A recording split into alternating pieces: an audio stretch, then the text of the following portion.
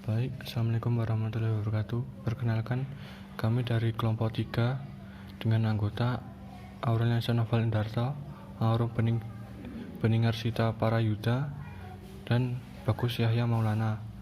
Di sini kami ingin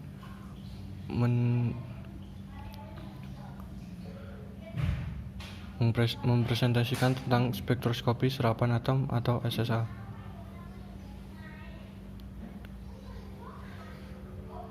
Pengertian dari SSA sendiri yaitu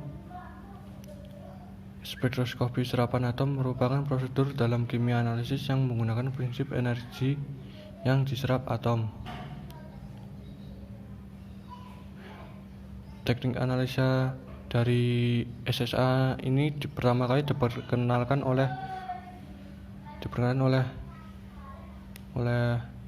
Wells dari Australia pada tahun 1955.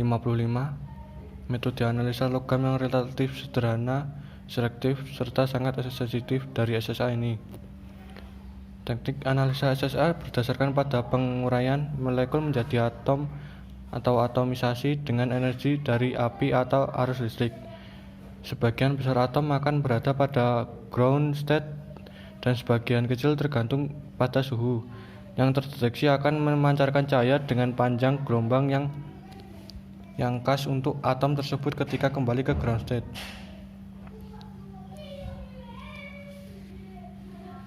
AAS, radiasi dari sumber cahaya low cathode lamp dengan energi yang sesuai dengan energi yang dibutuhkan oleh atom-atom dari unsur yang diperiksa untuk melakukan transisi elektronik dipancarkan melalui nyala. Yang kedua, pada nyala tersebut atom-atom dari zat yang diperiksa akan meresap radiasi tadi sesuai dengan konsentrasi zat tersebut, yaitu sesuai dengan populasi atom-atom pada level energi terendah atau dinamakan ground state.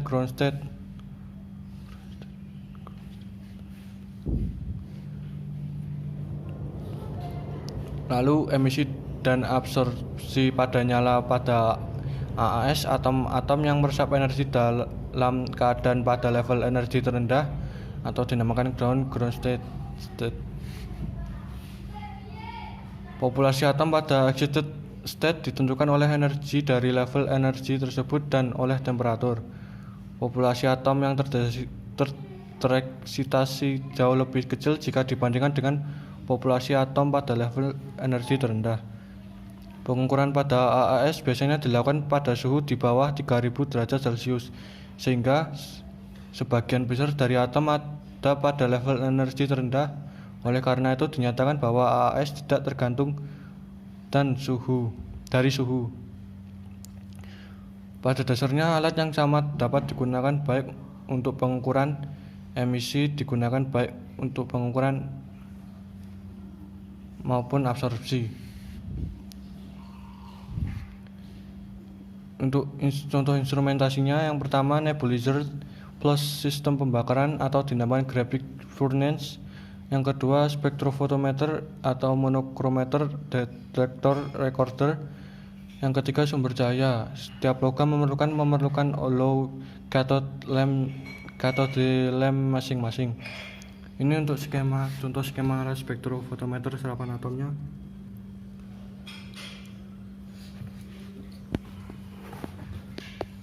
Oke. Atomisasi dan ionisasi. Pada nyala, atom-atom logam dapat membentuk molekul dengan atom O dari komponen gas atau dengan komponen larutan seperti klor yang berasal dari HCl. Pada temperatur tertentu, bagian dari atom logam yang membentuk molekul tergantung dari kuatnya ikatan kimia dan konsentrasi. Problem utama pada AAS dan teknik yang sejenis adalah pada proses atomisasi yang menentukan sensitivitas dan stabilitas dari teknik tersebut. Proses atomisasi dapat diterangkan sebagai berikut. Yang pertama, bila larutan zat yang diperiksa disemprotkan ke dalam nyala sebagai aerosol, maka terjadi proses penguapan pelarut, meninggalkan partikel garam tersuspensi pada nyala. Yang kedua, partikel-partikel ini lalu menguap dan sebagian partikel tersebut akan terdisosiasi menjadi atom-atom. Yang ketiga, proses ini sebagian mungkin disebabkan oleh panas dari nyala dan sebagian oleh reduksi dari spesies yang ada pada nyala. Nyala fungsi dari nyala yaitu yang pertama mengubah zat yang diperiksa dari larutan atau bentuk padat menjadi bentuk gas penguapan. Yang kedua mengubah molekul dalam bentuk uap menjadi atom atomisasi.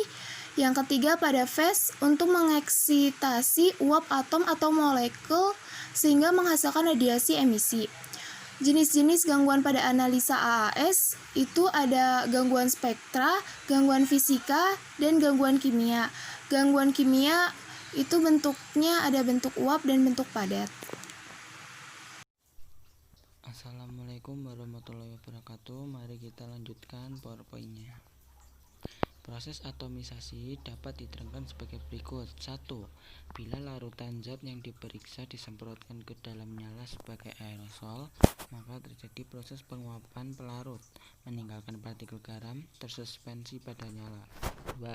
Partikel-partikel ini lalu menguap dan sebagian partikel tersebut akan terdisosiasi menjadi atom-atom. 3. Proses ini sebagian mungkin disebabkan oleh panas dari nyala dan sebagian oleh reduksi dari spesies yang ada pada nyala. Nyala fungsi dari nyala yaitu 1. Mengubah zat yang diperiksa dari larutan atau bentuk padat menjadi bentuk gas penguapan. 2. Mengubah molekul dalam bentuk uap menjadi atom atomisasi. 3. Pada fase untuk mengeksitasi uap atom atau molekul sehingga menghasilkan radiasi emisi. Jenis-jenis gangguan yang ada pada analisa AAS adalah 1. Gangguan spektra, 2. Gangguan fisika, 3. Gangguan kimia. Gangguan kimia itu ada dua macam, yang satu bentuk uap dan bentuk padat. Kepekaan dan batas deteksi. Kepekaan atau sensitivity pada AAS adalah konsentrasi zat yang diperiksa dengan absorban sebesar 0,0044. Ini biasanya dinyatakan mg ml 1% ABS. Batas deteksi atau detection limit adalah konsentrasi dari suatu unsur, biasanya mg per ml, yang menunjukkan absorban sebesar 2 kali noise level. Penggunaannya, spektroskopi serapan atom AAS telah digunakan untuk penetapan sebanyak 70 unsur. Penggunaannya meliputi sampel biologi dan klinik, forensik material makanan dan minuman, air termasuk air buangan tanah, tanaman, pupuk, besi, baja, logam campur, mineral, hasil-hasil minyak bumi, farmasi, dan kosmetik. PowerPoint-nya cukup sampai sini, kurang lebihnya mohon maaf. Wassalamualaikum warahmatullahi wabarakatuh.